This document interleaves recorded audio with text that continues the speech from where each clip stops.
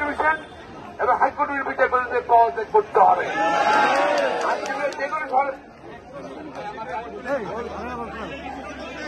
আবার বলছি, supreme court appeal division এবং হাইকোর্ট ডিভিশনের সব বিতর্কিত এবং যারা শপথ ভঙ্গ করে রাজনৈতিক বিচার করেছিল দুর্নীতিবাদ করে পদত্যাগ করতে হবে। আবার অনুরোধ করতে চাই, সুপ্রিম কোর্টের পরিবেশের ক্ষেত্রে কোন প্রতিহিংসা বাধ্য করা যাবে না এখানের মধ্যে।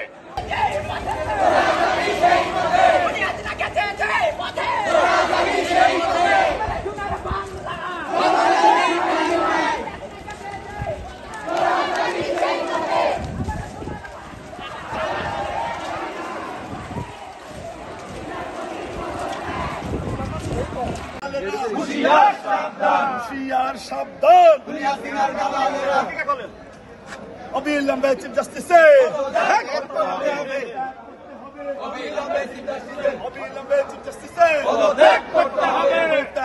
হবে।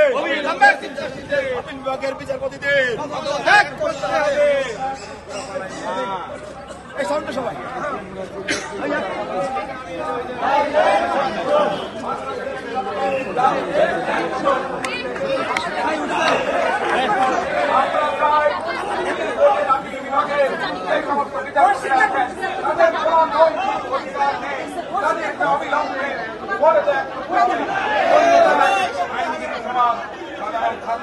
ভাই বোনরা যারা নতুন দৃষ্টান্ত স্থাপন করেছেন তাদেরকে নিয়ে এই সকল বিচারপতিদের বিরুদ্ধে গণ আদালত তৈরি করে প্রয়োজনে ব্যবস্থা গ্রহণ করবে।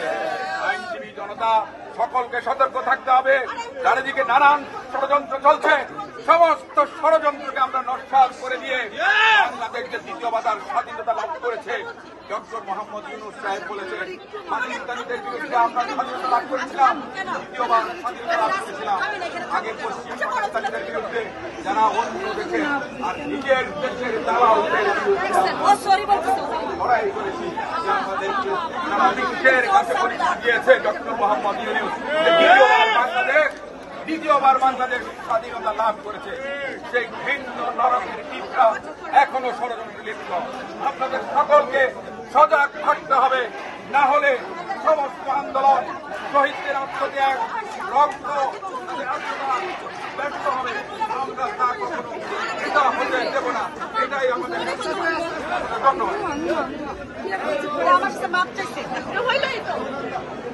বাঙালি ভাই ও বোনেরা, আজ সময়ের ছাত্রলীগের সভাপতি নেতা তার বিচারপতি ওবায়দুল হাসান তার পদত্যাগের দাবিতে আজকে সারা বাংলাদেশে আইনজীবী ছাত্র সমাজ আজকে রাজপথে নেমেছে।